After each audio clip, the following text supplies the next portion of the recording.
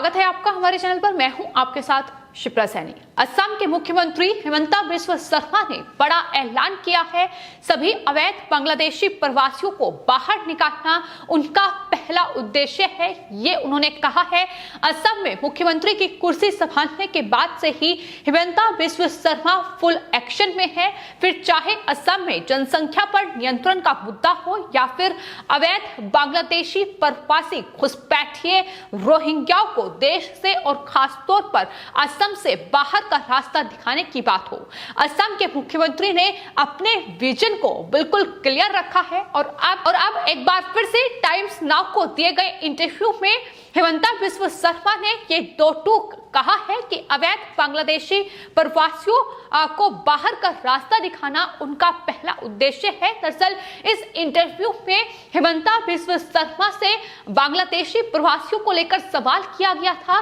सवाल ये भी उनसे किया गया था कि दरअसल तमाम जो विपक्षी दल हैं वो ये आरोप लगा रहे हैं कि खुद बीजेपी और मुख्यमंत्री हिमंता बिस्वा शर्मा इन अवैध बांग्लादेशी प्रवासियों को बसाने का काम असम में कर रहे हैं। इसी पर उन्होंने जवाब दिया और जवाब देते हुए ये कहा कि जिस तरीके के आरोप लगाए जा रहे हैं उस पर सिर्फ और सिर्फ हंसी ही आ सकती है, क्योंकि बीजेपी वो पार्टी है, असम के मुख्यमंत्री वो कार्य कर रहे हैं जो बीती सरकारों ने शायद नहीं किया।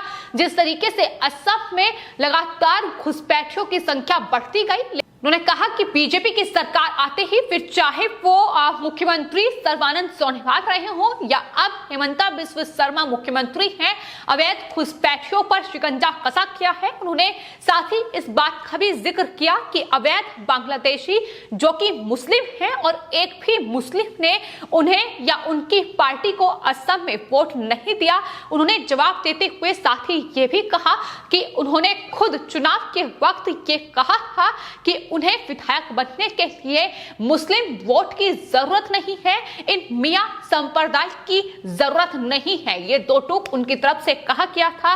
उन्होंने कहा था कि मुस्लिम बहुल सीटों पर बीजेपी को कोई भी वोट नहीं मिलेगा, बाकी हमारी सारी सीटें होंगी, ये हिमंता बिस्वा शर्मा की ओर से कहा गया था।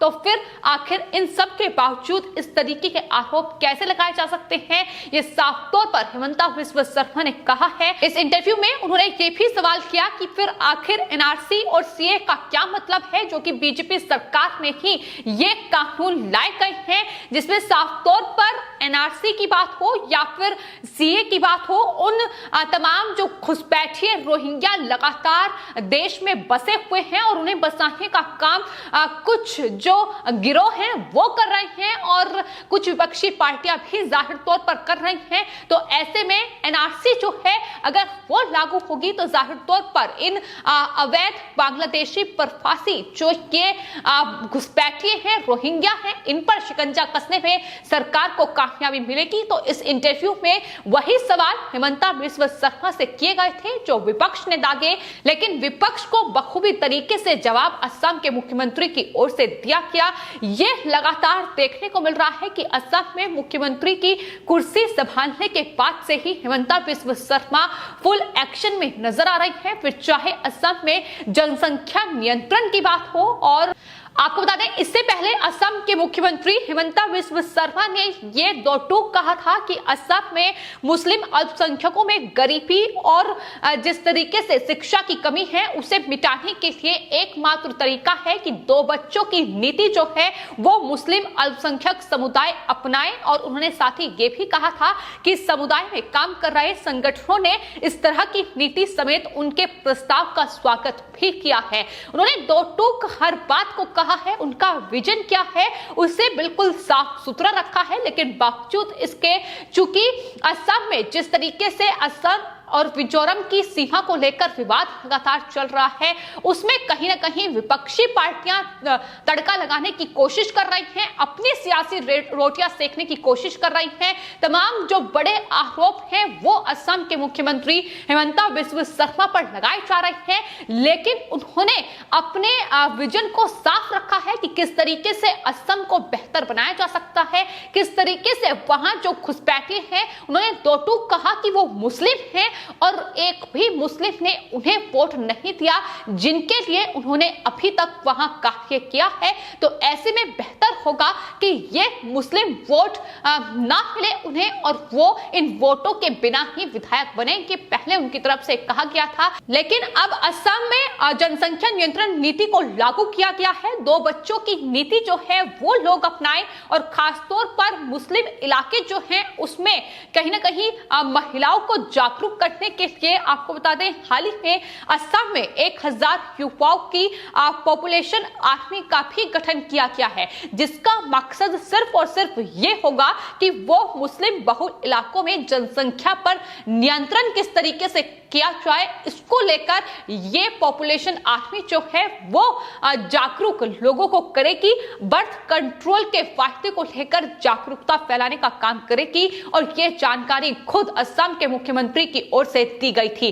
लेकिन सबसे बड़ा सवाल अवैध घुसपैठिए रोहिंग्याओं को लेकर ही है, क्योंकि एक तरफ तमाम विपक्षी पार्टियां हैं और खासतौर पर दिल्ली में मुख्यमंत्री अरविंद केजरीवाल हैं जो वोट बैंक के लिए इन रोहिंग्या घुसपैठियों को बसाने का काम कर रहे हैं। और दिल्ली में जिस तरीके से अलग अलग इलाकों में रोहिंग्या बसे हुए हैं वो साफ तौर पर बताते हैं कि वोट बैंक के लिए इन्हें बसाया जा रहा है। लेकिन दूसरी तरफ असम के मुख्यमंत्री हैं जो साफ तौर पर ये कहते हैं कि ये अवैध घुसपैठिए हैं और इन्हें बाहर का रास्ता दिखाना उनका पहला उद्देश्य है। कहीं ना कहीं उत्तर प्रदेश के मुख्यमंत्री योगी आदित्यनाथ के नक्शे कदम पर हिमंता बिस्वा शर्मा चल रहे हैं, क्योंकि एक तरफ उत्तर प्रदेश है जहां रोहिंग्याओं और घुसपैठियों पर शिकंजा कसने के लिए उत्तर प्रदेश के मुख्यमंत्री योगी आदित्यनाथ ने एक मिशन चलाया हुआ है और लगातार घुसपैठियों और रोहिंग्याओं की पहचान कर उनकी गिरफ्तारियां उत्तर प्रदेश में हो रही हैं। लेकिन उसके बाद असम, क्योंकि कहीं ना कहीं असम में जिस तरीके से इन अवैध बांग्लादेशी प्रवासी घुसपैठियों की संख्या लगातार बढ़ रही है और आज अगर असम और मिजोरम जैसे राज्य आपस में उलझ रहे हैं तो कहीं ना कहीं उसकी एक बड़ी वजह जो है वो बांग्लादेशी घुसपैठिए ही बताए जा रहे हैं, क्योंकि लोगों का ये साफ तौर पर वहां कहना है कि दरअसल ये बांग्लादेशी घुसपैठिए ही हैं जो लगातार मिजोरम के लोगों की झोपड़ियां जला रहे हैं, उनकी खेती को बर्बाद कर रहे हैं और असम में बसे ये बांग्लादेशी अवैध रोहिंग्या ही इसके लिए जिम्मेदार हैं। ये उनकी तरफ से साफ तौर पर कहा गया है। तो सबसे पहले इनका खात्मा, इन्हें वापस वहीं भेजा जाए जहां से ये लोग आए हैं।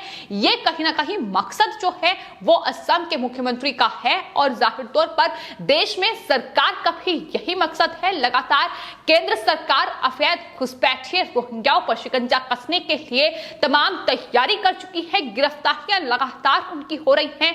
लेकिन ये विपक्षी पार्टी की बदौलत ही पिछली सरकार पे, चाहे वो यूपीए की सरकार रही हो, तमाम अलग अलग राज्यों में कांग्रेस पार्टी या तमाम दूसरी विपक्षी दलों की सरकार रही हो, उन्होंने ही इन रोहिंग्याओं घुसपैठियों को बसाने का काम किया है। और असम में जहां तक इन घुसपैठियों की बात है, आपको बता दें पश्चिम बंगाल की सीमा जो है वो असम से लगती है और पश्चिम बंगाल में लगातार म्यांमार से बांग्लादेश और बांग्लादेश से पश्चिम बंगाल के रास्ते ये घुसपैठिए पूरे भारत में एंट्री कर रहे हैं। और टीएमसी प्रमुख ममता बनर्जी वोट बैंक के लिए, तुष्टीकरण की राजनीति के लिए इन्हें लगातार बसाने का काम कर रही है।